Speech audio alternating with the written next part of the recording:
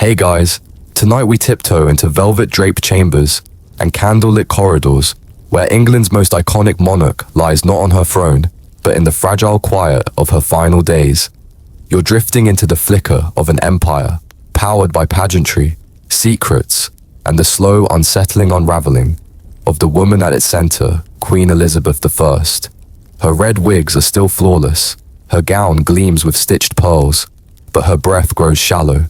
Something's wrong beneath all the splendor, and you're quietly standing there, a ghost in her court shoes, watching as the great Elizabeth Tudor begins to vanish from within.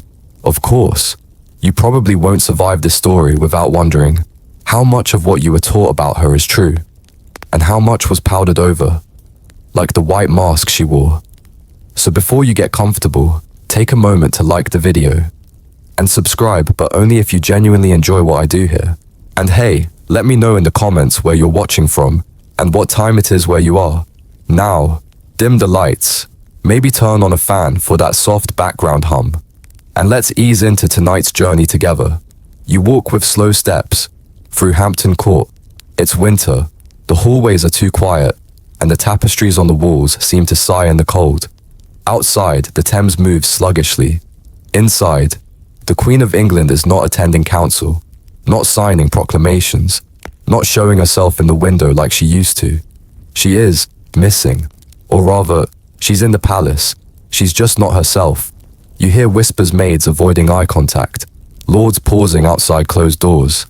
Elizabeth hasn't eaten in days. She hasn't bathed. She just sits, stock still, in a heap of velvet and lace, like a bird that's forgotten how to fly. She's ruled for over 4 decades, outlasted Catholic plots, the Spanish Armada, and countless would-be husbands. But no one's ever prepared for what happens when a queen begins to break down, not publicly, but very, very privately. And what's eerie is that the signs have been there for a while. You glance at her court paintings, her skin like porcelain, her expression tight and unreadable. Beautiful, yes, but unnatural. She's always been a performance, you realize. From her carefully constructed wardrobe to her famously prepared speeches, even the way she walks is rehearsed. But lately, the choreography has started to falter. Her courtiers don't know what to say. Some stay away entirely. Others come with fake smiles, watching her face for clues, any sign of strength or weakness. She gives them neither, just long silences, and a fixed stare that makes you think she's looking not at you, but through you, into something else entirely. And still, despite it all, she clings to power. She won't name a successor. She won't admit she's ill. She still dresses for court, even if she no longer attends. It's as though she believes that if she never says the word dying, then she won't. Historians still argue whether Elizabeth's final decline was sudden or slow, physical or emotional, natural or not. There's no consensus, just fragments, vague notes from courtiers, hushed reports. One day she's dancing and hunting.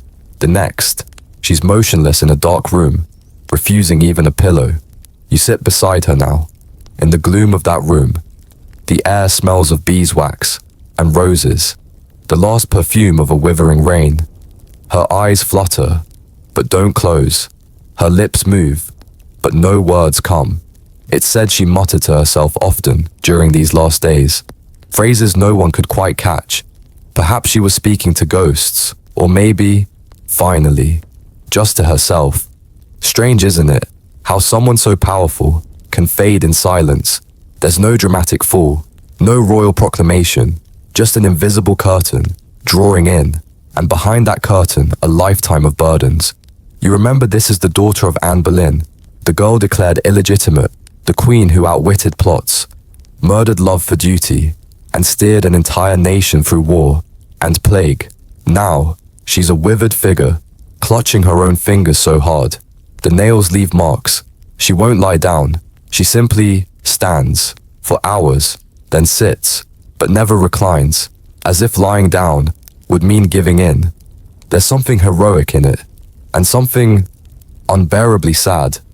One courtier watching her wrote that she seemed rather to die standing than sleeping, and that's exactly what you see now.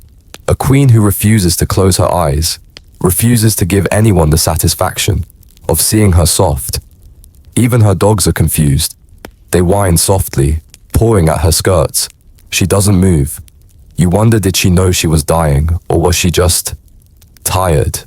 Tired of masks, of thrones, of being Gloriana, tired of surviving. Everyone she ever loved. You reach for a blanket, not for yourself, for her. She looks cold, but when your hand gets close, you pull it back. Somehow, you feel she wouldn't want it. There's a rumor quietly passed among the more superstitious attendants that something darker is at play, that her spirit is already somewhere else, that the Queen of England is just a husk now, hollowed out by something nobody dared name, a punishment, a curse, or just history catching up. Outside, bells are silent, couriers stand frozen in place, Parliament waits, but inside this shadowy palace room, time has slowed to a crawl. You close your eyes, just for a moment. The candle flickers, and when you open them again, the Queen still hasn't moved. She's not asleep, not yet, but something is slipping. You're still in that dim room, air thick with lavender and decay, but your gaze starts to wander beyond the throne, past the pearls, past the scepters, past the portraits hung with reverence.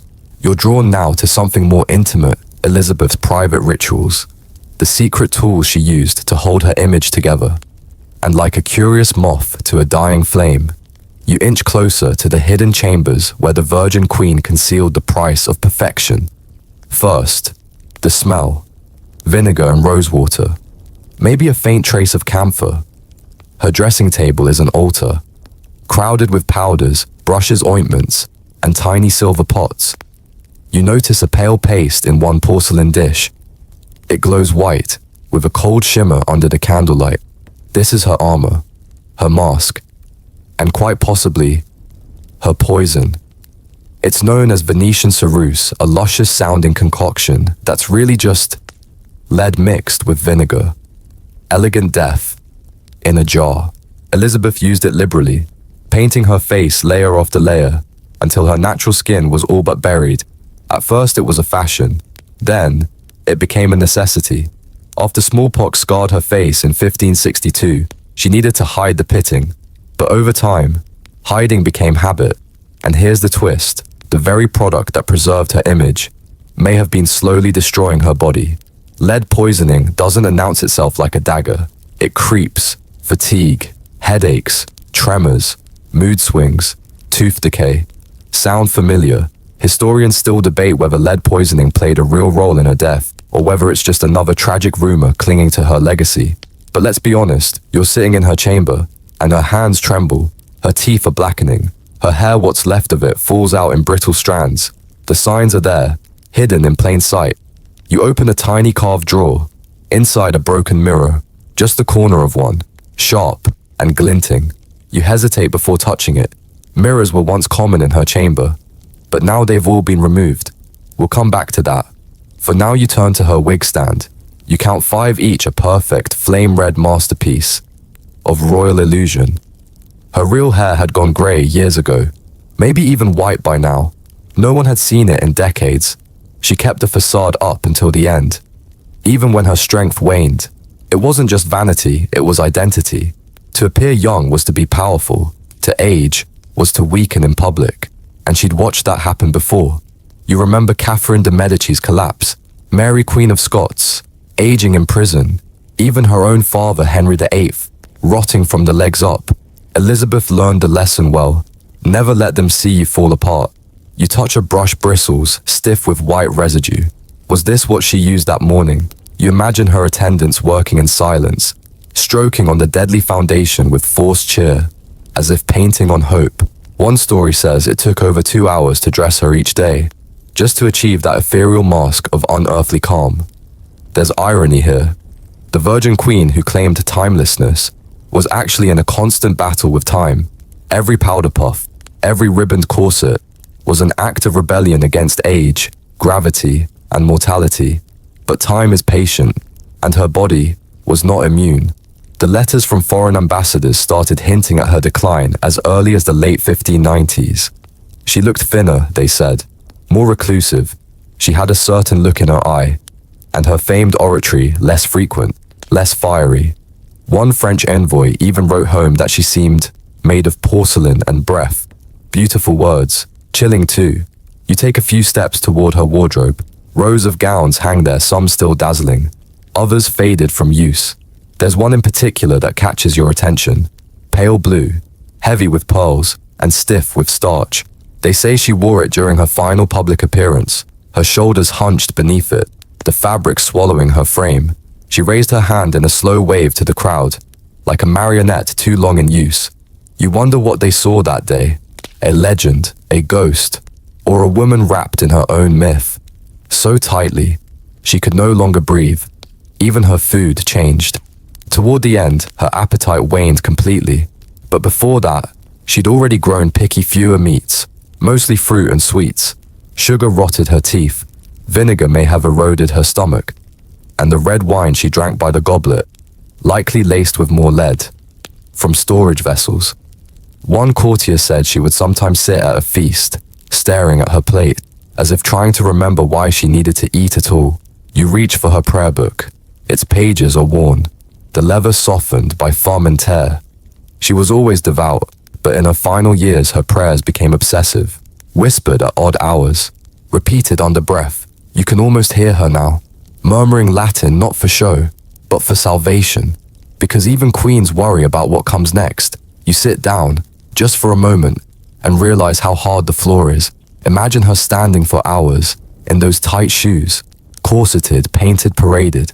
Was it duty, pride, or just fear, that if she ever stopped performing, there'd be nothing left? You remember the phrase again, porcelain, and breath, and suddenly, the mask she wore doesn't feel like arrogance. It feels like desperation.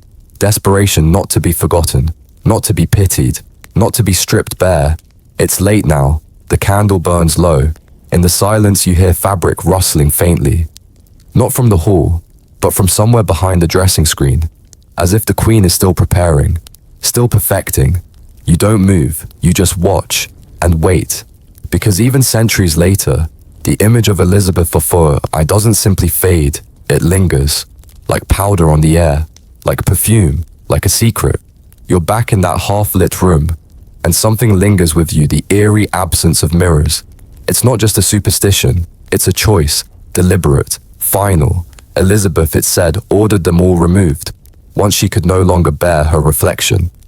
The queen of appearances, of portraits and pageants, had finally reached a point where the truth behind the paint was too sharp to face. You take slow steps through her private corridor now, the light glances of marble and metal, but no silver glass returns your stare. Just stone tapestries and the shadows of someone who once commanded entire fleets with a word.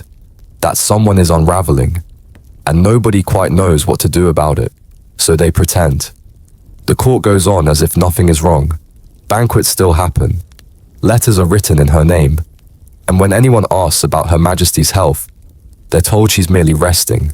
But the truth, she hasn't left her rooms in days. She doesn't speak much, and she won't lie down. She stands, hours at a time, leaning on cushions, like a mannequin locked in her last pose. You wonder, what does it take to convince yourself that lying down means surrendering? How deep must the fear go? Even her ladies-in-waiting, those who've known her for decades, are rattled. They take turns staying by her side, unsure whether to call a doctor or a priest. Here's where things get stranger. You remember that Elizabeth prided herself on being composed, rational, sharp to the end. But in these final weeks, witnesses start to report strange things. Mumbled conversations with people not in the room. Sudden flinches, as if reacting to sounds no one else can hear. Once she was found weeping quietly, not a queen's tears, but a woman's. Exhausted and alone.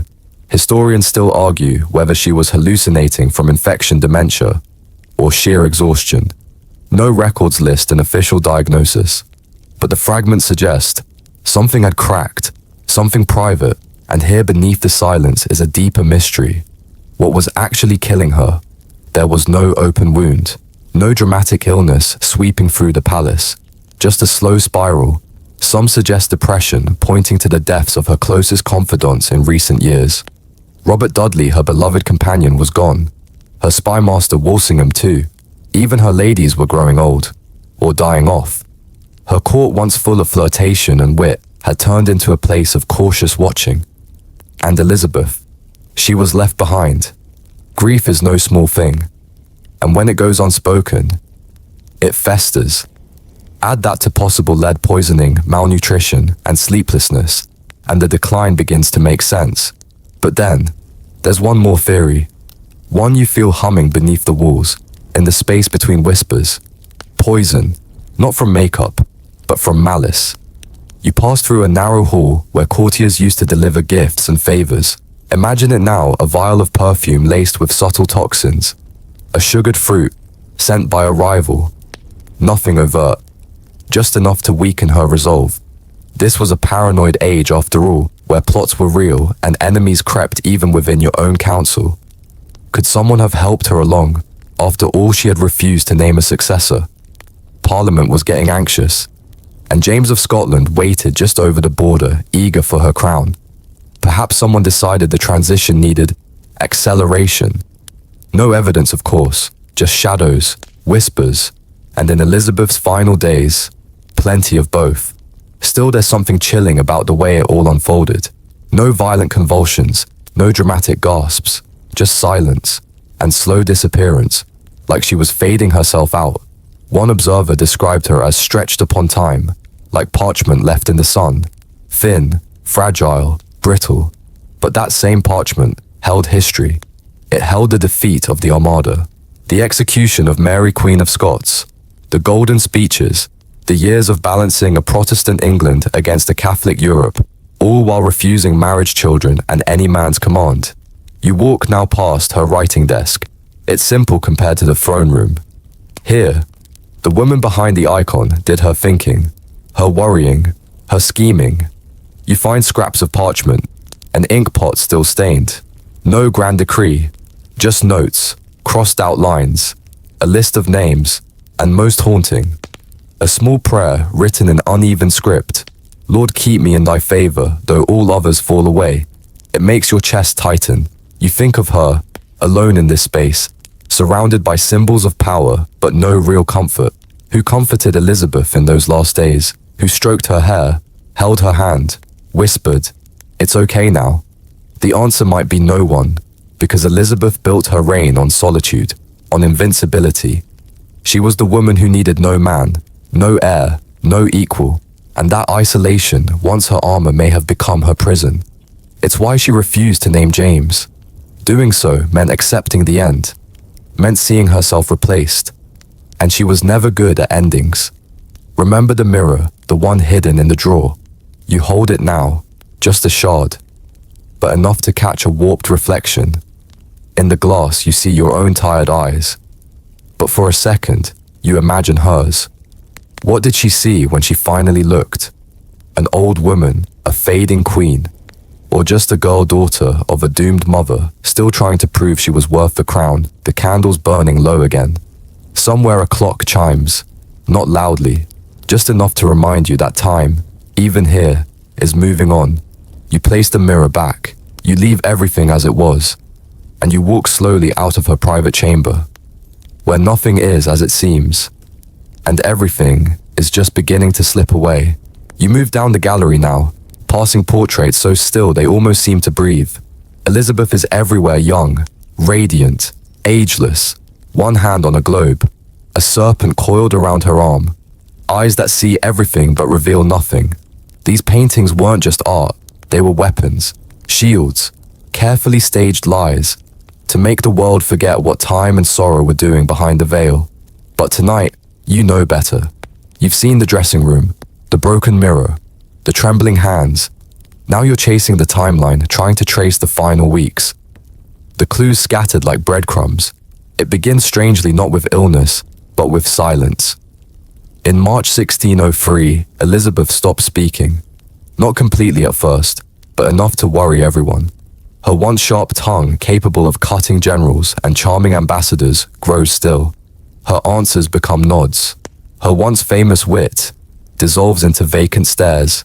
People notice, of course they do, and then she does the one thing no one expects. She refuses to lie down, not just for a night or two, for days. She stands for hours on end, propped against cushions, her ladies pleading with her to rest. But she won't. She mutters over and over that if she lies down, she will never rise again. Now that's more than stubbornness. That's fear. That's prophecy. Or maybe it's guilt. Historians still argue whether this behavior was pure delirium or something closer to symbolic protest. A queen refusing to let go of her throne even as her legs buckle, and her spine curls forward like a comma at the end of her sentence. And here's the strange part. No one forces her. No one dares. Even in her weakest moment, Elizabeth is obeyed. That's the power she's built over decades, not through fear alone, but devotion, myth, and an almost religious respect. You picture it. This frail woman, no taller than 5'3", eyes dim, back aching. Barely able to whisper, but everyone still calls her Majesty, still bows, still listens when she murmurs something unintelligible about duty and shadows. Somewhere in this haze, a name keeps surfacing. Robert Cecil. He's her Secretary of State now. Hunched, brilliant, tireless. Think of him as the spider at the center of the political web. He knows the end is near, and he's already corresponding. Quietly, secretly, with James of Scotland. Because someone has to think about what comes next. Elizabeth won't. She refuses to name James outright, refuses to sign any paper that might end her reign. But her silence, her declining strength, it's all a kind of unspoken surrender, and everyone around her knows it. Still, the court holds its breath. Day after day, Elizabeth stands in that silent room at Richmond Palace. The windows are shuttered. Her robes hang looser. The once immaculate wigs are now half forgotten, lopsided.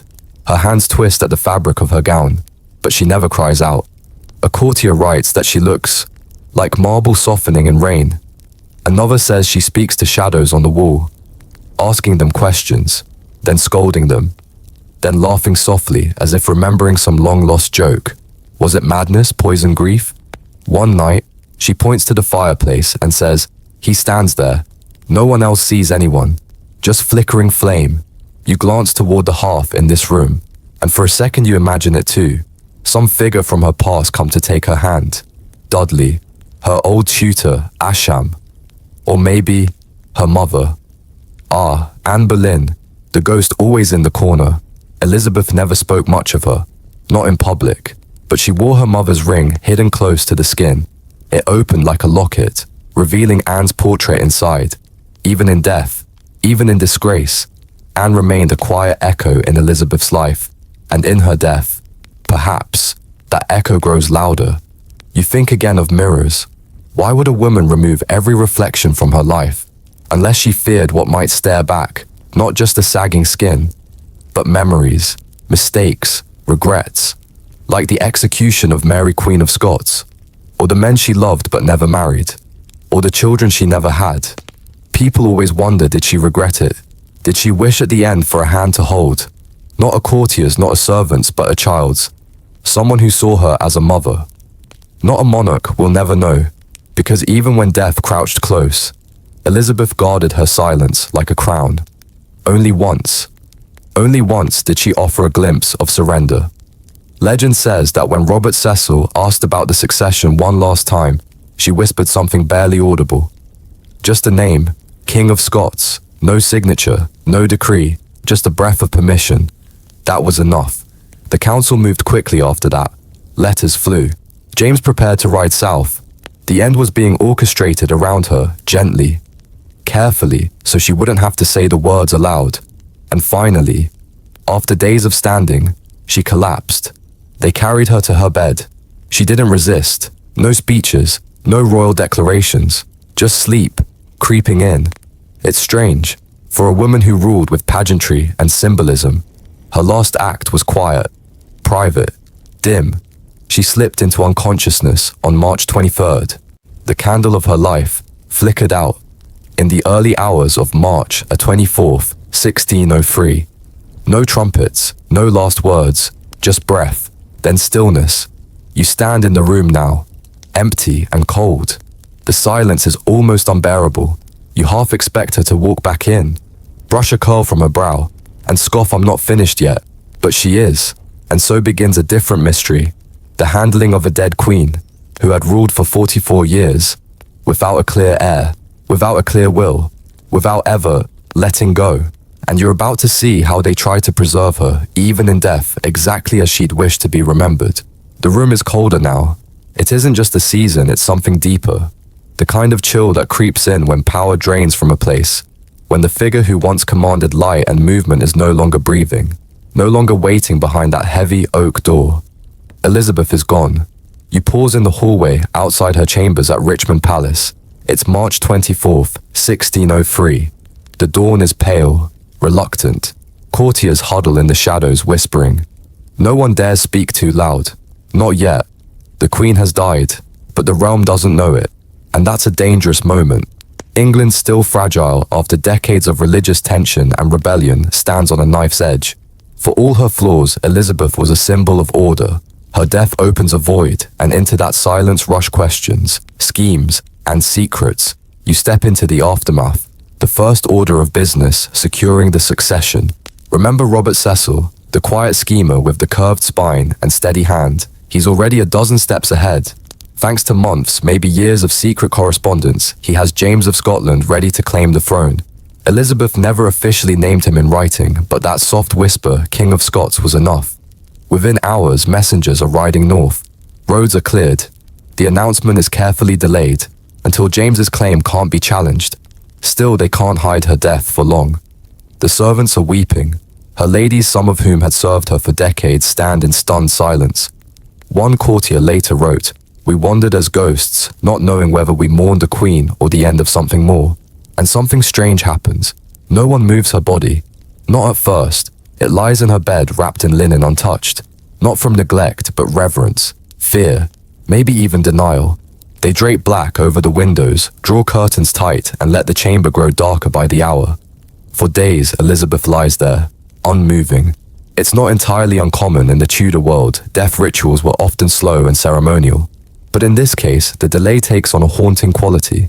Some whisper that her ladies feared seeing her face, that the final decay of her body would shatter the illusion she had worked so hard to maintain, the Virgin Queen, eternal and untouchable. Others say the council needed time to get James into England to prepare the official message to make sure no rivals tried to seize the moment. Historians still argue whether the delay was strategic or superstitious. But either way, her body wasn't immediately embalmed. And that, dear listener, brings us to the more uncomfortable part. Elizabeth's body, left for days without preservation, began to shift. Her skin changed, her jaw slackened. The delicate balance she had fought to control in life makeup. Wigs. Lighting crumbled in death. A dark liquid was seen leaking from her mouth and nose. Her once golden hair matted against the linens. There are no paintings of this moment. No official record of how the myth unraveled. And that's probably for the best.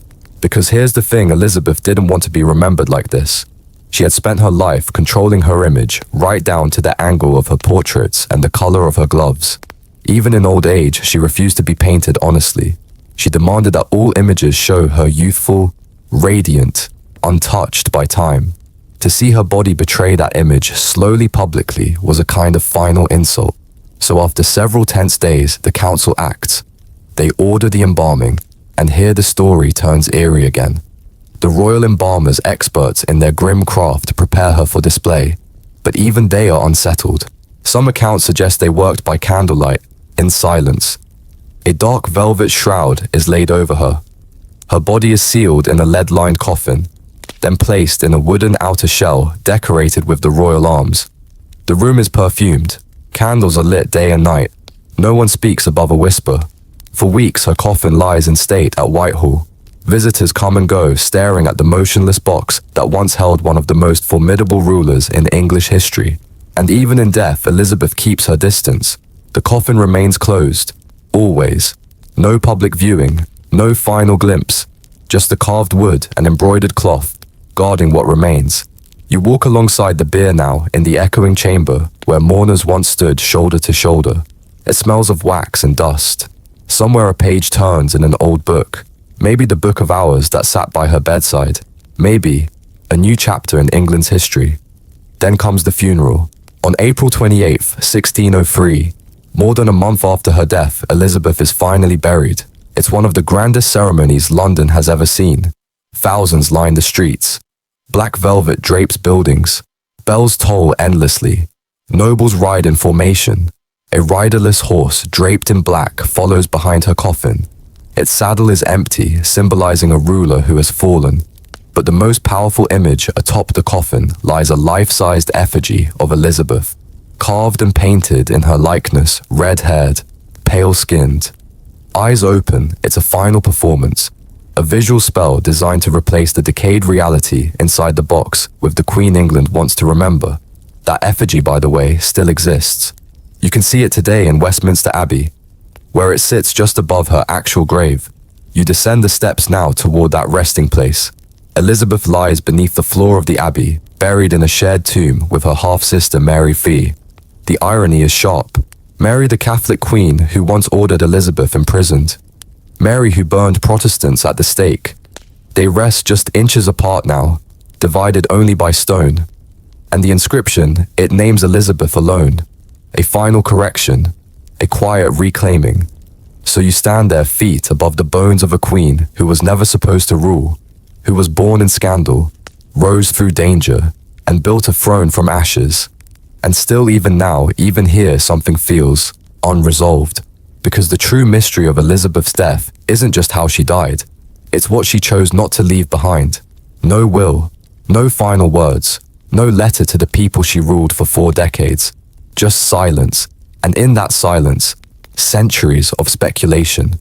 You linger there beneath the ancient stones of Westminster Abbey, listening for echoes. Not real ones, no ghostly whispers, but something deeper. The kind that lives in questions left unanswered. The kind a queen never dared to answer out loud. Because Elizabeth left no will, not a sentence, not a signature, not a single paper that told her subjects what she truly wanted when the end came. No instructions about her legacy. No last words for the people she ruled. Not even a personal letter to be opened posthumously. For a woman who controlled everything, that silence is thunderous, and it's not like she didn't know death was coming. By 1603, her body was failing, her court was watching, and her breath was growing shallow. But still nothing. Historians still argue whether this absence was political caution or deep superstition. Some believe she was so afraid of losing her power, she thought putting anything in writing would hasten the end. Others wonder if she feared assassination, and leaving a will might give her enemies clues. But you suspect something else. Maybe she just didn't want to let go. You walk now through another chamber, this one filled with dusty scrolls and cracked seals. Royal archives full of testaments from monarchs past. Henry VIII left a very long, very dramatic will, packed with rules and threats and bold-faced names. Edward VI, Elizabeth's young half-brother, left a will too, naming heirs and backup heirs like he was playing chess. But Elizabeth, she disappears from the page. There's no list of who gets what. No final statement of belief. No message to the people who loved her or feared her or both. It's a strange kind of vanishing, and it leaves room for all kinds of speculation. Some believe a will was written, but then hidden or destroyed. Maybe she gave secret instructions to Cecil or another trusted official. Maybe a confession letter was burned. Maybe we'll never know. There's even a fringe theory, quirky, unlikely, but fun, that Elizabeth had planned to fake her death, to vanish, to live out her last days in disguise away from the weight of the crown. The theory goes on to suggest a quiet burial in some anonymous countryside grave, and the body at Westminster wasn't hers at all. You can chuckle at that one. But still somewhere inside the giggle, a strange image lingers, the Queen slipping away into mist, leaving the world with questions she never wanted to answer. And perhaps the most uncomfortable one is this: was she afraid, not of dying, but of being seen, really seen for what she had become? Think about it. Her entire reign was a performance, a dazzling, carefully calibrated act. The Virgin Queen, the warrior maiden, the Gloriana. Every appearance, every word was shaped to fit the legend. But death doesn't care about legends. Death is honest. It peels away the paint, lifts the wig, and turns silk to dust. Elizabeth more than most understood that. She watched it happen to others, her mother, her stepmothers, her rivals, her favorites. And so maybe her silence wasn't just fear. Maybe it was defiance. If she couldn't control her death, she could at least deny it the final word. But in doing so, she left everyone else scrambling. Robert Cecil had to fill in the blanks. He made quiet decisions about the funeral, the legacy, the political message. Artists were hired to create posthumous images. Writers penned glowing tributes. Priests gave solemn eulogies, but none of it came from her. Not directly. And so Elizabeth became a legend again, this time sculpted by other hands. You turn the corner and step into a gallery of books. Thick volumes with gilded edges, histories written in the decades and centuries after her death. Some call her the savior of England. Others accuse her of vanity, cruelty, even tyranny, and all of them are guessing, because the Queen herself never offered her version of the ending, not even a sentence. There's something oddly poetic in that. The woman who lived so publicly, who commanded armies and parliaments and poets, chose in her final hours to let her story trail off, without punctuation, and in that blank space everyone else rushed to write. She became a myth because she never told us the truth. Or maybe she did, but not in words. Maybe her silence was the final message, that even after 44 years on the throne she remained unreadable, unknowable. A woman whose deepest truths were buried deeper than any grave could reach. You reach for a book on the shelf. It's heavier than you expect.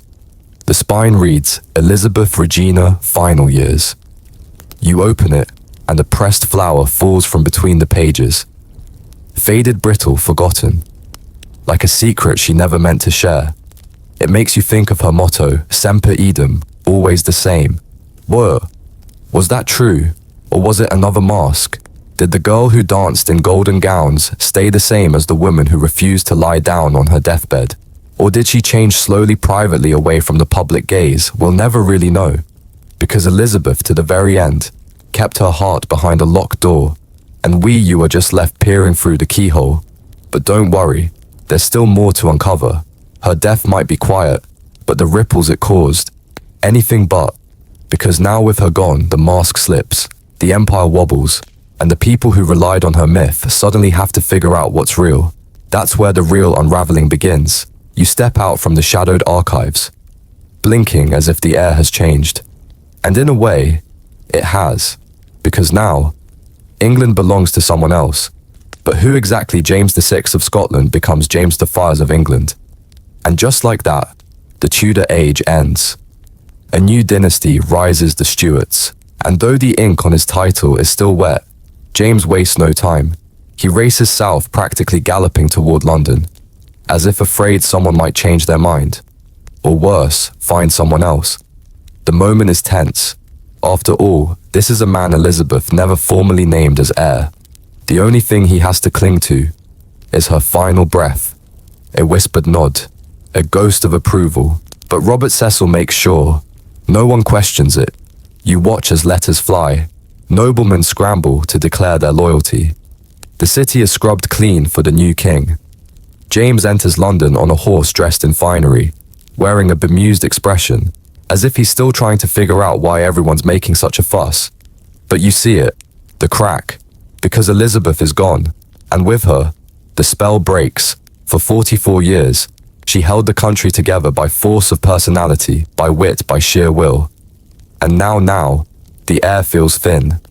People aren't sure what to believe anymore. That's when the rumors begin. They always do, don't they? At first, they're small, soft, whispers behind lace-gloved hands. But then, they grow teeth, and you hear them yourself. Floating through the corridors, slipping into taverns, curling through poems and ballads and letters no one dares sign. That Elizabeth didn't die of old age. That something or someone helped her along. And suddenly, you're back at her bedside, the darkened room, the tight-lipped courtiers, the strange refusal to allow visitors in her final days, the absence of doctor's notes, the quick sealing of the coffin, the delay in embalming, the queen who ruled for decades, and then just slipped away, as if into fog. Historians still argue whether her death was natural, but the fringe theories they flourish like ivy on a crumbling wall. One says poison, a slow creeping one, not to kill her out of hatred, but out of mercy or calculation. Maybe Robert Cecil, fearing she'd linger in pain for months and throw the succession into chaos, helped her into peace. A noble crime, they call it. Whispered, not shouted. Another says she starved herself, not in protest but in surrender. The queen who once stood defiantly against the Spanish Armada, now refusing broth and sleep and words until her own body gave out, a quiet kind of suicide. Then there's the theory strangest of them all, that she had been sick for years. Some say cancer, others, a slow degeneration of the brain. That what courtiers called melancholy in her final months was something far more physical. That she wasn't being stubborn, she was fading, dying by inches, while everyone pretended otherwise. And why pretend? Because they needed her myth to stay intact. The moment she looked weak, the kingdom would shake. So they covered it up, like a crumbling wall behind fresh paint. You pass through a hallway now, one lined with portraits. Glorious Elizabeth in armor, Elizabeth with the globe beneath her hand, Elizabeth as a moon goddess, a phoenix, a virgin, a saint. None of them look tired. None of them look like a woman who could die. It was deliberate, of course. Every painting a press release. Every gown, every ruff, every gesture crafted to erase the woman and leave only the icon. But somewhere, behind those oil-painted eyes, the real Elizabeth still breathed. And in her final weeks, that mask may have cracked. There's a report from one courtier that she stood unmoving for hours, refusing to lie down. Just standing, as if scared that lying down meant death would come. Think about that for a moment. The woman who once faced armies, excommunications, rebellions, now afraid of a bed. That's not just fear. That's knowing the mask is slipping, knowing the end is near, and maybe, just maybe, choosing to face it standing. There's something heartbreakingly human in that. But of course, her advisors couldn't let that be the final image, so they moved quickly, locked the room, controlled the story. By the time the public heard the news, it was tidy. The Queen passed peacefully in her sleep. England was stable. James was ready. God save the King. And everyone exhaled. But you don't quite believe it. Not because you want scandal, but because you can feel it. The tension, the silence that hummed too loud, the gaps in the record, the fact that the most documented woman in Europe suddenly vanished into vagueness. At the moment it mattered most. It's not what's written that haunts you, it's what isn't. What was scrubbed, what was burned, what was whispered, and then swallowed. And that's the truth, isn't it? Elizabeth may have died of natural causes. She may have passed quietly without pain, surrounded by loyal hands. Or she may have left under a shadow, a mystery, a carefully constructed story, hiding something much sadder, or much stranger, than anyone was willing to say. But whatever happened, one thing is certain. She was gone. And with her, the version of England she built, the theatre of power, the illusion of eternal glory, began to crack. You press your hand to a window, watching fog gather on the glass, and you wonder if the woman behind the legend ever had the chance to rest, if she ever let herself be tired, if she knew, in those final moments, that it was okay to stop performing.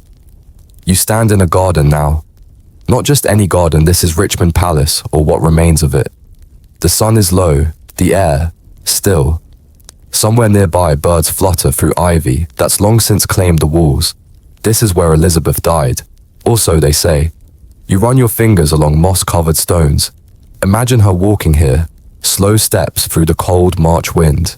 A woman nearing 70, draped in silks, spine still straight, gaze still sharp most of the time, but also lost, because the world was changing, and Elizabeth, she was no longer its center.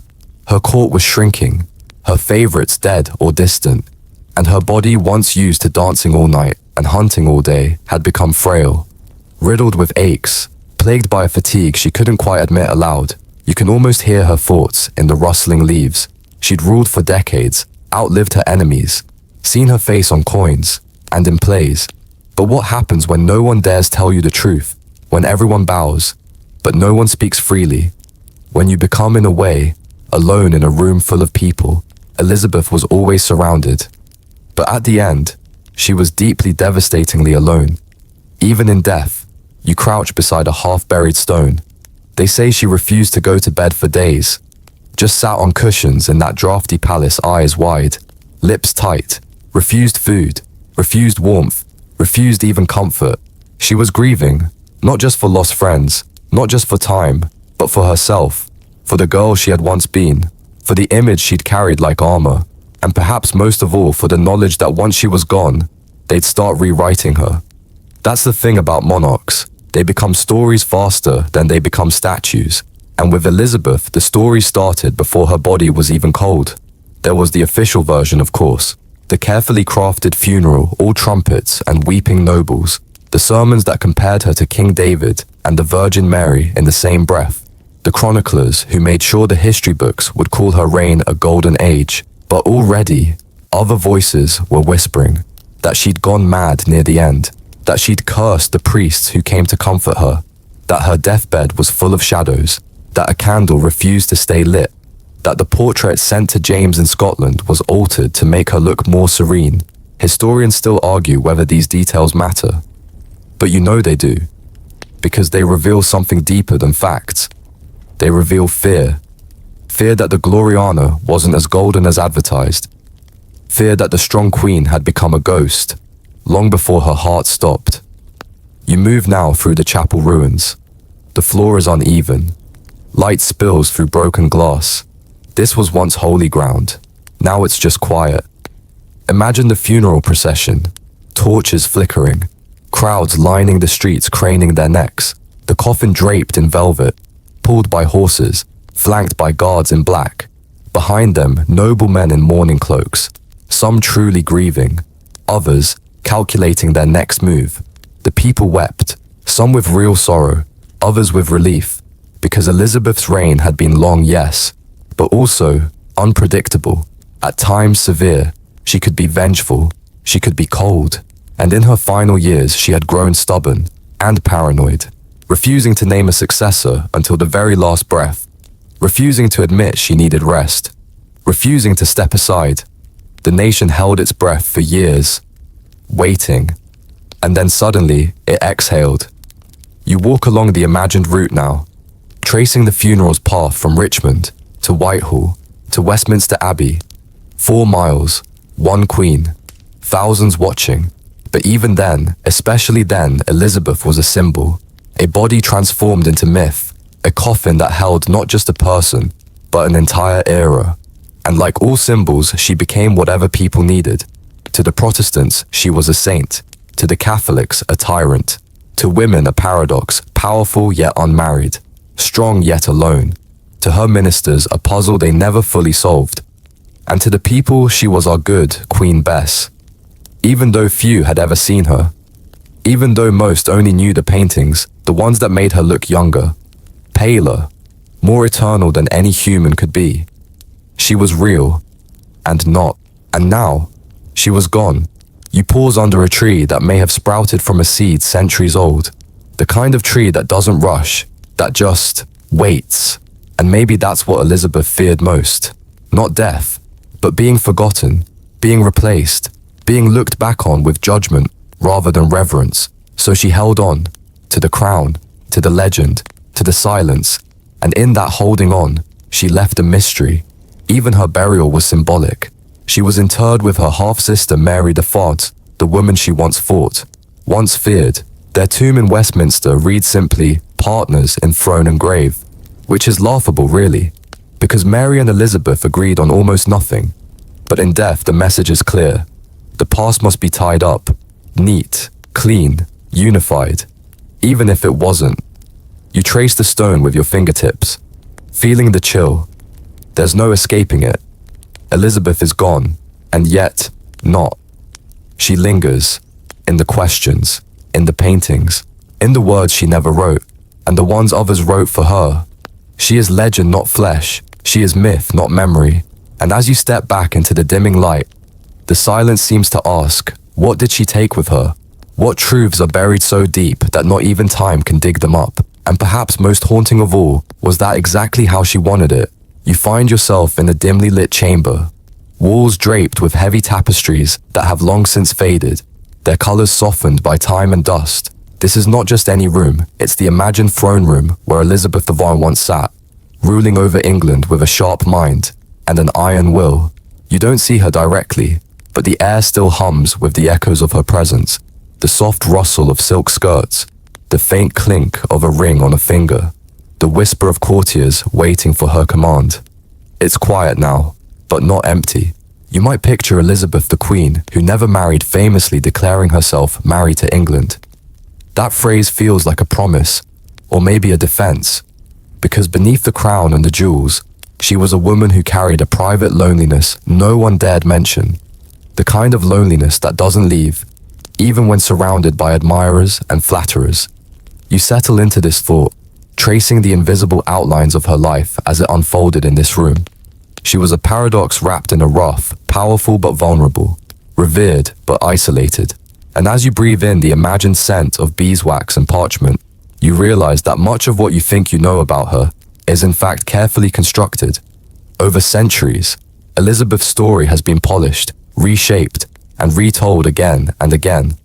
Like a precious gem set into countless crowns, she shines differently depending on who's holding her up. To the Protestants of her time, she was the champion of the Reformation, a symbol of divine providence, guiding England through religious turmoil. To Catholics, she was the dangerous usurper, the Protestant heretic who crushed their faith with iron fists. To later generations, she's become the original girl boss, a woman who defied convention and ruled fiercely in a man's world. But the truth, the real woman behind the legend that remains elusive. Historians still argue whether Elizabeth herself controlled the narrative, or whether time and storytelling have obscured the reality. Did she carefully craft her image, or did it grow out of control, becoming a myth she no longer recognized? Maybe both. As you sit with this question, you remember the portraits, those famous paintings with the wide, pale face, framed by the elaborate lace collars and fiery red hair. These images weren't just art, they were propaganda. Elizabeth commissioned them to project strength, youth, and purity even as age and illness crept closer. It's almost as if she was painting a mask to wear every day, not just for her subjects, but for herself. You imagine the cost of that mask, the effort it took to maintain the image of the Virgin Queen, while hiding the exhaustion, the doubts, the pain. There's a story whispered among historians, not often told aloud, that Elizabeth suffered from smallpox in her youth, leaving her face scarred and fragile. She likely wore heavy makeup to cover these marks, sealing herself in layers of lead-based paint that eventually poisoned her skin.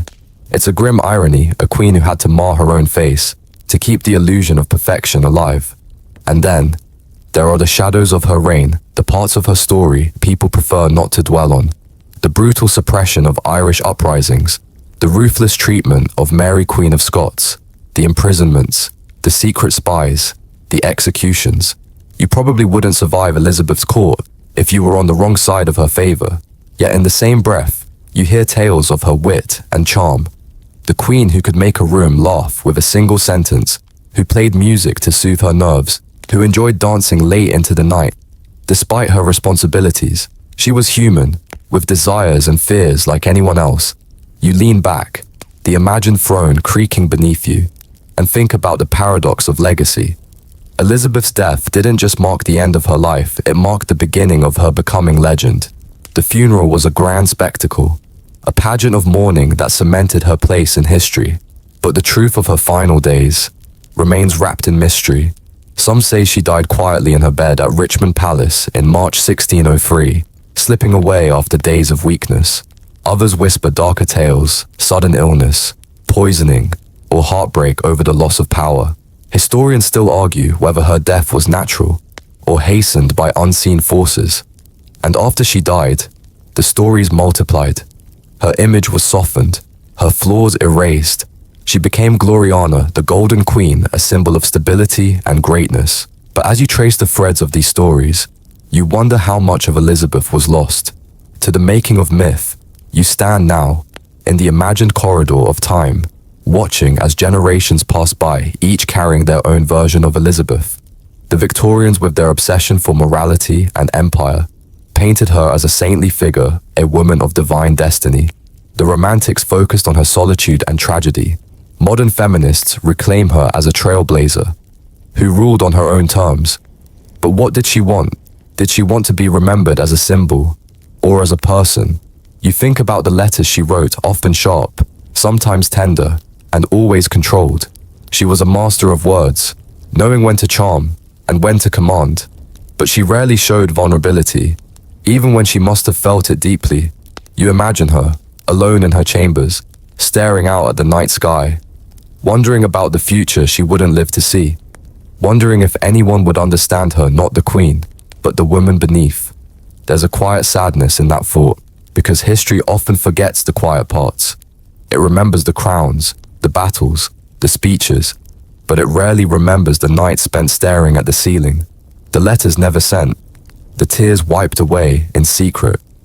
You breathe slowly, letting the weight of that silence settle around you.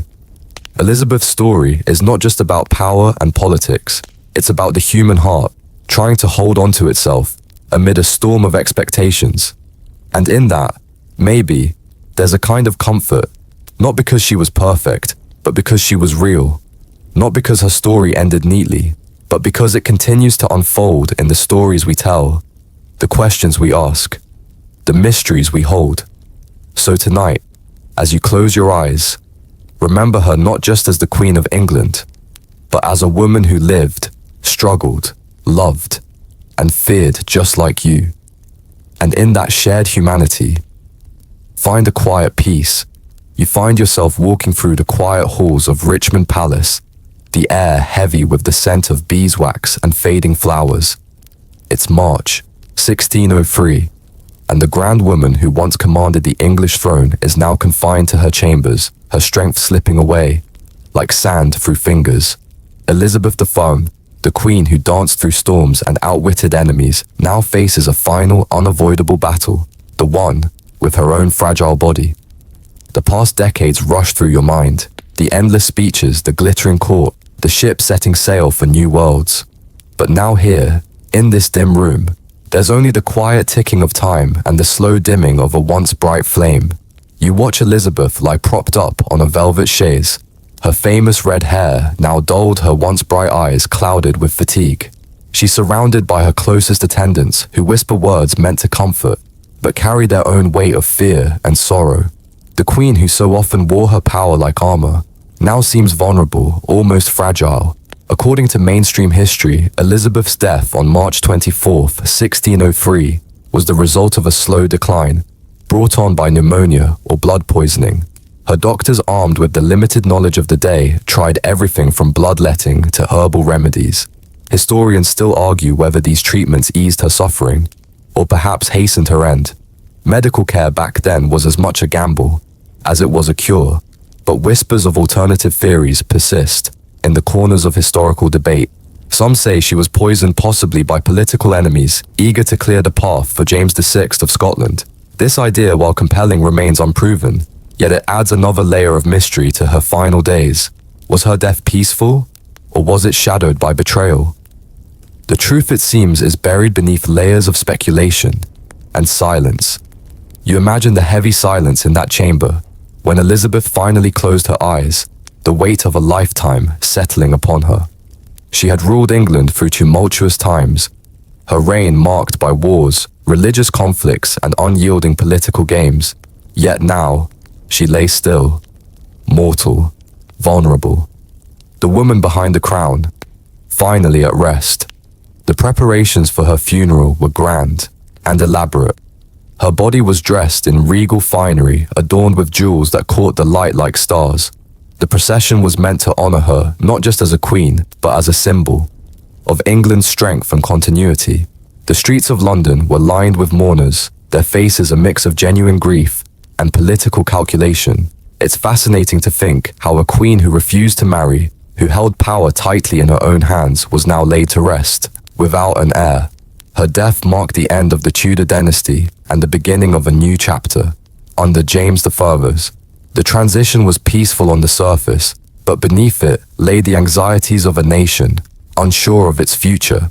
Historians continue to debate how Elizabeth's death affected the course of history. Some argue that her passing ushered in a time of stability and union between England and Scotland.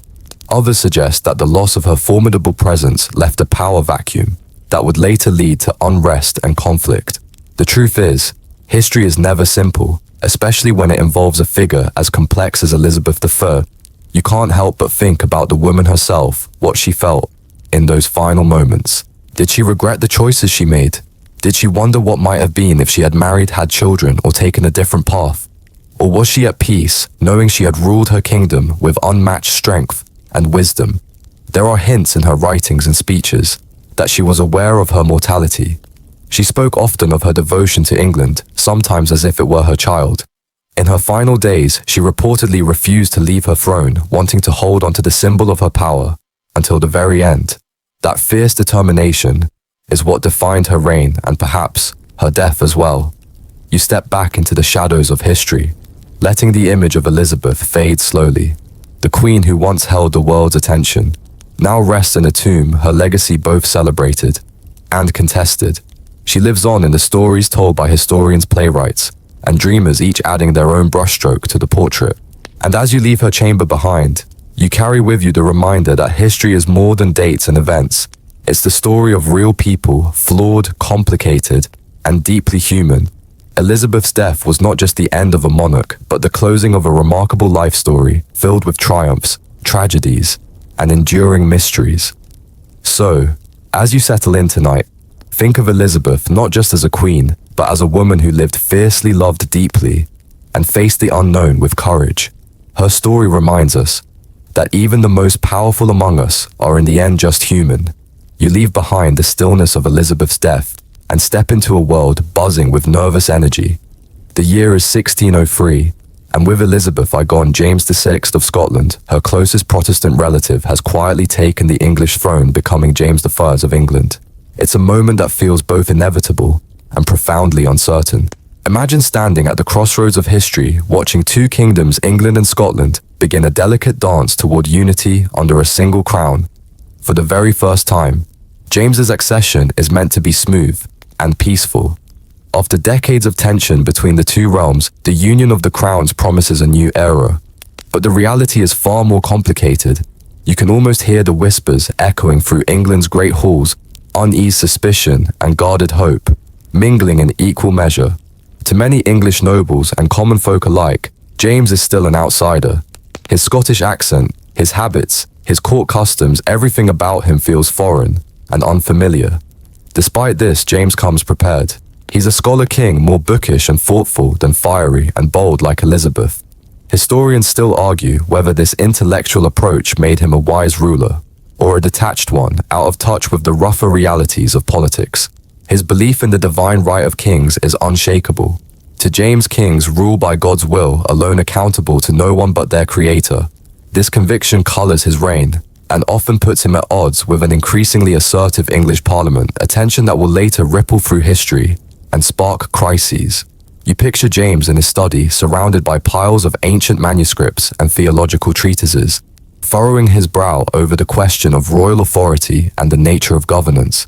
This image contrasts sharply with Elizabeth's hands-on style. She ruled with a mix of charisma, intelligence, and political savvy, often balancing precariously between competing factions. James, by comparison, prefers to believe in order, hierarchy, and divine order, sometimes at the cost of flexibility. Yet James's reign is not without its charms and quirks. He is a patron of the arts, fostering a cultural flowering that would leave a lasting legacy. Under his rule, the English Renaissance reaches new heights. You might smile at the irony that Shakespeare's later plays, including the famously dark Macbeth, were performed for James's court.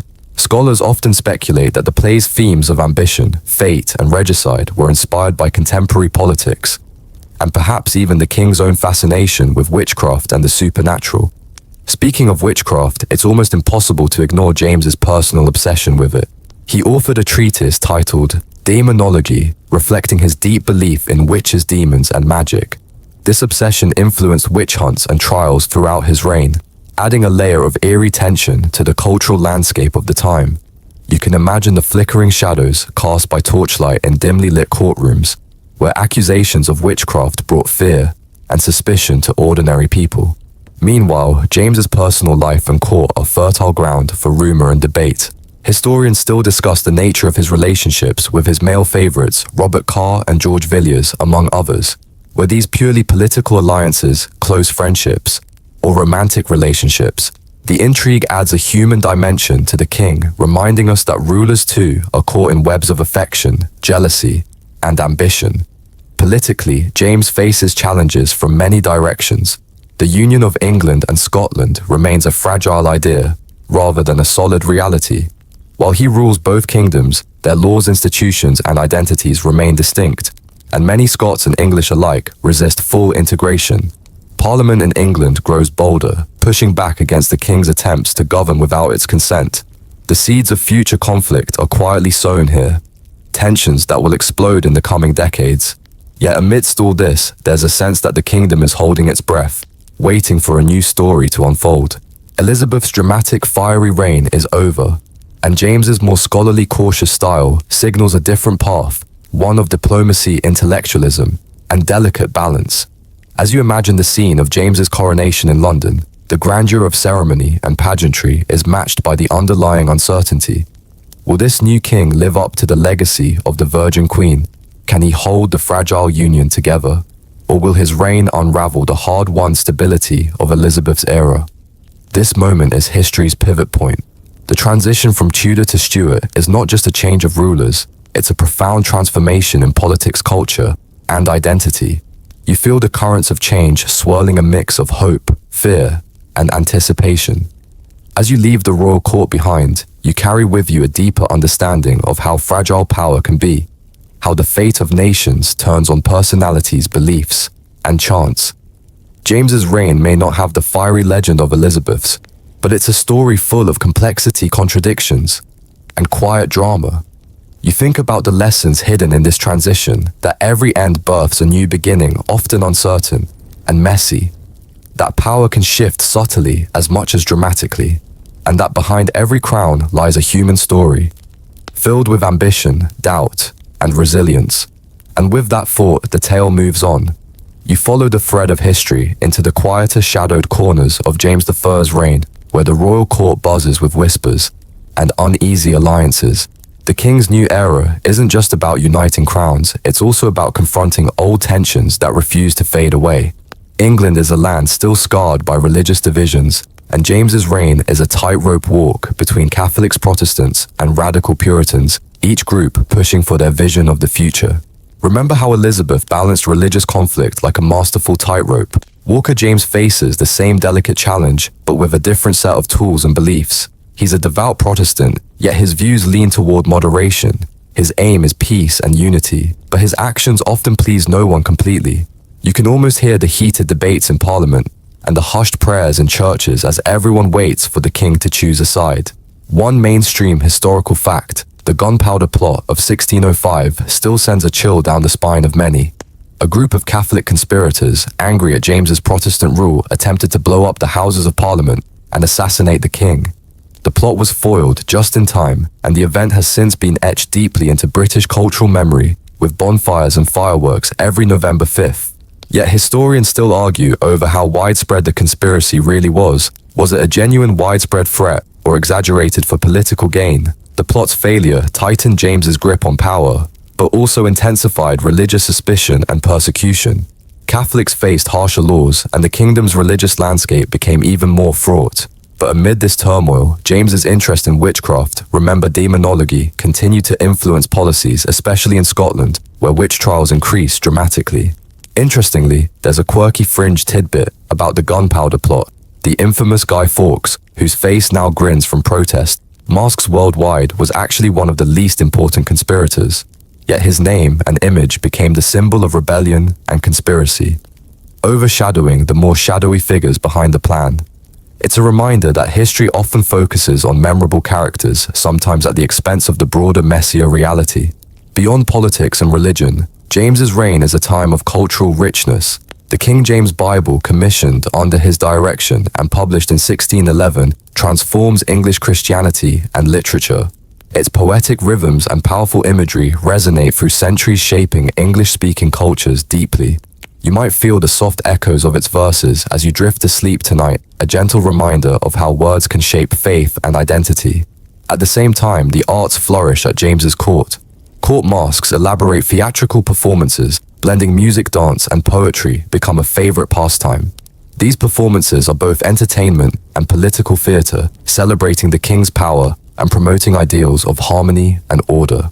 You can almost picture the glittering costumes and masked dancers moving gracefully under candlelight, the air thick with music and whispered politics.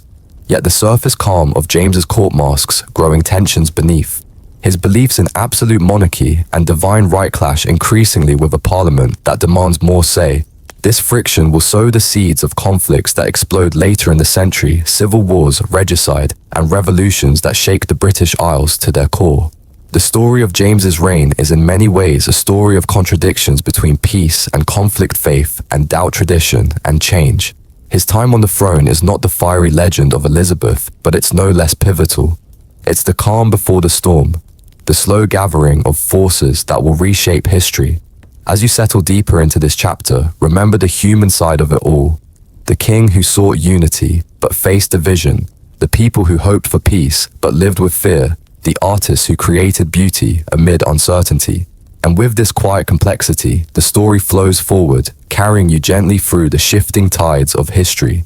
You move now from the swirling politics of James's reign to a darker, more mysterious chapter, one that has intrigued and puzzled historians for centuries: the strange circumstances surrounding Queen Elizabeth I's health in her final years, and the rumors that spread after her death. It's a story wrapped in shadows, whispers, and unexpected twists, perfect for a restless mind to explore just before sleep. You might imagine Elizabeth in those last days, the great queen, once vibrant and commanding, now frail, and retreating into her private chambers. Her physical decline was noticeable, though the exact causes remain a puzzle. Some say it was cancer, others point to pneumonia or blood poisoning, but historians still argue whether Elizabeth's death was a natural end, or something more sinister, poisoning perhaps, or a slow-acting illness deliberately concealed by her court. One mainstream historical fact you can hold on to: Elizabeth died on March 24th, 1603, at Richmond Palace after a reign of 44 years. The official cause was reported as old age or weakness, but details were scarce and no autopsy was performed. This lack of clarity only fueled speculation. Now, for a quirky fringe tidbit, some historians and conspiracy theorists suggest that Elizabeth suffered from syphilis contracted earlier in life, which gradually deteriorated her health. Others argue that she might have been poisoned by political enemies eager to hasten James's accession. While these ideas lack solid evidence, they add a mysterious shimmer to the story, inviting you to wonder what really happened behind the palace walls. What makes this mystery even more compelling is the way Elizabeth's death was handled. Instead of a public mourning spectacle, her body was carefully embalmed and kept hidden for months while arrangements were made for the new king. It's said her funeral procession was deliberately delayed to allow James to arrive in London and assert his authority, turning her death into a calculated political moment. You can almost picture the scene: courtiers moving quietly through dimly lit halls, carrying the queen's body like a fragile treasure, the air heavy with the scent of incense and wax candles. This moment feels suspended in time, caught between reverence and realpolitik. The embalming itself raises eerie questions. In those days, the process was crude and often involved packing the body with spices and herbs to mask decay. Elizabeth's body was reportedly in such poor condition that her coffin had to be sealed tightly. Some accounts mention that the queen's face was covered with a mask made of wax, a haunting image that has captured imaginations ever since. Historians debate whether these practices were standard for the time, or if something unusual was happening. Was there an attempt to preserve her body longer for political reasons, or was it simply the best they could do with the knowledge available? Beyond the physical, Elizabeth's death unleashed a flood of emotions across the kingdom. The Virgin Queen, who had ruled with strength and mystery, was gone, the end of an era, the closing of a chapter written in defiance, courage, and legend. For many, her death was like losing a guiding star. Yet the political machine moved on swiftly. James's arrival and coronation ensured continuity, but the absence of Elizabeth left a void not easily filled. Her legacy loomed large, a standard against which her successor would always be measured. You might find it poetic that even in death, Elizabeth's story remains partly hidden, wrapped in myths and unanswered questions. It's a reminder that history is often a blend of fact and mystery, certainty and speculation. As you let your thoughts drift, imagine the silent rooms of Richmond Palace, the flickering candlelight casting long shadows. The Queen's story gently folding into the vast tapestry of history, unfinished, unresolved, and quietly compelling. And with that soft mystery settling around you, the journey continues. You step softly into the bustling, richly textured world of the early Stuart court under King James I, a realm where old Tudor traditions gently blend with new beginnings, swirling like a slow dance beneath glittering chandeliers. It's a court alive with pageantry, whispered intrigues, and the faint scent of scented oils mingling with wood smoke. Imagine yourself wandering these palace halls. The Grand Whitehall, once a humble royal residence, now a sprawling palace filled with courtiers in silks and satins. Their laughter ripples through the corridors like a gentle river beneath an autumn moon. Here, James I rules with a calm confidence that masks the tension simmering just beneath the surface. He is a man of paradoxes, deeply learned yet prone to bouts of impatience, fond of poetry yet wary of the power of words. His court is a stage where power, art, and personal ambition weave together, creating a vivid tapestry that reflects the complexities of the era. Among the courtiers, one figure stands out sharply: George Villiers, young, handsome, and charming. Villiers quickly becomes James's favorite, rising through the ranks with astonishing speed to become the Duke of Buckingham. Their relationship is the subject of endless gossip and speculation. You can almost hear the hushed conversations behind velvet curtains. Are they merely friends, or is there something deeper? Historians still debate the true nature of their bond. But what's clear is that Villiers' influence shapes the king's decisions, alliances, and even his personal moods. Imagine the subtle power shifts as courtiers jockey for Villiers' favor, knowing that one smile or frown from him could tilt fortunes overnight. It's a world of delicate dances, of knowing when to speak, when to bow, when to laugh quietly at a witty remark, and when to keep one's ambitions hidden in shadow. The court is both a family and a battlefield, where alliances form and dissolve like mist. Meanwhile, the atmosphere buzzes with creativity and spectacle. Masks elaborate court entertainments combining music, dance, poetry, and intricate costumes fill the long evenings.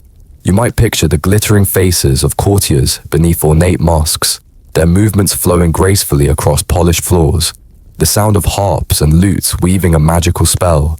James himself often takes part reciting verses or joining dances, blurring the lines between monarch and performer. These masks are more than mere diversion. They are political theatre, subtle displays of power and unity, where allegories celebrate the king's divine right and the order of the realm. They reflect hopes for peace and prosperity, even as tensions simmer beneath the surface. It's as if the dance itself holds the fragile balance between harmony and discord. On a lighter note, you might smile at a curious quirk. James was both a smoker and a critic of smoking. He famously wrote A Counterblast to Tobacco, a pamphlet condemning tobacco as foul and harmful. Yet he himself enjoyed the habit. This contradiction adds a touch of human fallibility to a monarch often portrayed as austere and wise, a reminder that even kings wrestle with their own contradictions. The court's daily rhythm carries you forward. Morning audiences where nobles present petitions, lavish banquets where food and conversation flow freely, late-night gatherings around flickering candles, where poets and philosophers debate the nature of kingship and the future of the realm. The scent of spiced wine mingles with the rustle of silk, and the soft tap of heels on stone floors. But beneath the glittering surface, political tensions grow. James's belief in the divine right of kings, his conviction that monarchs answer only to God, clashes increasingly with Parliament's demands for a greater say in governance.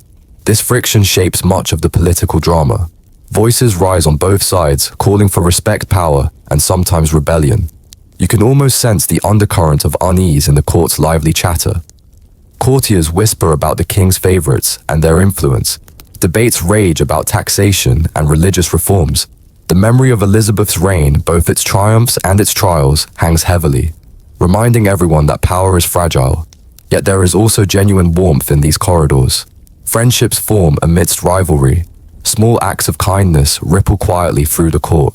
You might hear a gentle laugh, a soft-spoken compliment, or the comforting rustle of a letter exchanged in confidence. It's a world of human stories beneath the grand stage of history. As night deepens, imagine the court settling into a more reflective mood. The candles burn low, the music softens. Courtiers retire to private chambers where whispered secrets and tender moments await. You might picture James himself alone for a moment, gazing out a window at the moonlit gardens, pondering the weight of the crown, and the future that stretches uncertain before him. This scene, rich with beauty and complexity, reminds you that history is not just a series of events, but a living mosaic of human experience, ambitions, fears, loves, and losses, all intertwined. And as you let these images wash over you, the story flows on, carrying you gently forward into the next chapter. You find yourself stepping quietly into the later years of King James I's reign, a period that feels like the slow dimming of a bright candle, steady but inevitably fading. The court, once full of hope and promise after Elizabeth's long rule, now carries a subtle weariness, like a grand old house settling into its bones as the evening shadows stretch longer. It's a time of contrasts, glittering ceremonies, and mounting tensions, public celebrations and private doubts. You sense the weight of history pressing down gently, inviting you to lean in close and listen to the whispers beneath the pomp. Imagine the corridors of Whitehall Palace as they buzz with activity but hold an underlying tension. Courtiers hurry to secure their favor. Rumors swirl like autumn leaves, and the king himself seems caught in a delicate dance between his ideals and the realities pressing in from all sides. James, for all his learning and wit, appears less sure than in his youth, his once commanding presence softening under the strain of years and political unrest. You might recall that James's reign lasted from 1603 until his death in 1625, a span of 22 years marked by both cultural flourishing and deepening political challenges. One mainstream historical fact anchors this section. His death in 1625 ended a reign that was pivotal in shaping early 17th century England and Scotland, setting the stage for the turbulent times to come.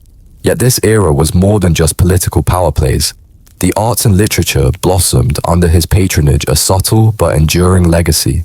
The King James Bible, completed in 1611, remains one of the crowning achievements of his reign, its elegant prose influencing generations of readers and writers. You can almost hear the soft turning of its pages. Feel the reverence it inspired, a quiet, lasting light amid the storms of history. Now, for a quirky detail, James had a fondness for outdoor sports, and is said to have designed an early form of a golf club crafted to suit his personal style. The image of a monarch swinging a club on a misty Scottish morning adds a warm, human touch. To a figure often seen as distant or austere, it reminds you that even kings seek simple pleasures amidst their burdens. Politically, James' steadfast belief in the divine right of kings, that monarchs ruled by God's will alone, often clashed with the growing assertiveness of Parliament. This tension simmered quietly in the background, but would later erupt into open conflict after his death. Historians still debate how much James's attitudes and policies contributed to the divisions that led to the English Civil War, but his reign undeniably planted the seeds of change. The court's atmosphere in these final years is a mix of hope, anxiety, and preparation. Courtiers maneuver carefully, aware that the transition of power is imminent. James's health declines steadily, and with it, the certainty of his rule wanes. You can almost feel the whispered conversations behind heavy drapes who will gain favor with the next king. What changes will come? You might picture James's final days as a quiet, dimly lit chamber, where attendants move softly, the scent of herbs mingling with the fading warmth of the fire. The king, once robust and vibrant, now lies weakened but dignified, aware that his time is drawing to a close. There's a gentle solemnity in the air, a mixture of sadness and respect. This moment, intimate and profound, contrasts with the grandeur that often defines royal life. It's a reminder of the human side of history, the fears, hopes, and frailties that shape even the most powerful lives. As you listen to this softer, slower chapter, feel the steady beat of time as it carries the story forward. The end of James's reign is not a sudden stop, but a gentle fading, a sunset that promises a new dawn, though what that dawn will bring remains uncertain. And so, with this quiet reflection, the story prepares to move on toward its conclusion, inviting you to rest with the past gently cradled in your mind. You find yourself entering the final stretch of this long winding tale, where the quiet mystery of Elizabeth I's death meets the unfolding shadows of a new era. The palace, once alive with the bustle of a monarch's vibrant court, now breathes a slow, heavy sigh. It's as if time itself is softening the ticking clock, slowing down the air, growing cooler, more contemplative. You walk gently alongside the stories, stepping through the fading light, carrying the weight of endings and new beginnings. Imagine the last days of Elizabeth the Virgin Queen, who had ruled with such iron grace and poetic brilliance for nearly half a century. Her final moments are cloaked in whispers and shadows, a mix of known history and eerie speculation. The court around her moves in hushed tones, a fragile circle of attendants and confidants feeling the pulse of the end. The queen who once dazzled the world with her wit and strength now lies weakened by illness, her body betraying the fierce spirit within. One fact that anchors this time is that Elizabeth died on March 24, 1603 at Richmond Palace. She was 69, which for that era was a considerable age, especially given the health challenges she had faced throughout her life. Her death marked not only the end of a reign, but the closing of a chapter in English history, a time when religious tension, political intrigue, and cultural flowering intertwined like the threads of a richly embroidered tapestry. But the cause of her death remains shrouded in mystery, as thick as the velvet curtains drawn around her chamber. Some historians argue she died from natural causes, perhaps pneumonia or blood poisoning, common killers in a time before modern medicine. Others suggest something more sinister, mercury poisoning from treatments she received, or even deliberate foul play. This debate continues to this day, reminding you that history often leaves gaps where the shadows fall. Beyond the whispers of illness, there are fascinating lesser-known details. For example, Elizabeth reportedly suffered from a condition called dropsy, where her body swelled painfully, making it difficult for her to move. The medicines of the time, herbal remedies, purgatives, and sometimes dangerous metals may have worsened her condition rather than helped. You might imagine the sterile smells of apothecaries' potions mixing with the faint, sweet scent of lavender in her chambers, the uneasy quiet punctuated by the soft footsteps of attendants. Yet there is also a strange kind of beauty in these final days. The Queen, even in weakness, retains her commanding presence. She remains aware of the legacy she leaves behind, the kingdom she nurtured through storms and peace. You can almost see her gaze lingering on familiar faces, the portraits of past monarchs, the symbols of England's enduring spirit. Elizabeth's death opens the door to a new chapter, ushering in the reign of James I, who brings with him hopes and challenges of uniting England and Scotland under one crown. The transition is both smooth and unsettling, a change in the weather after a long summer.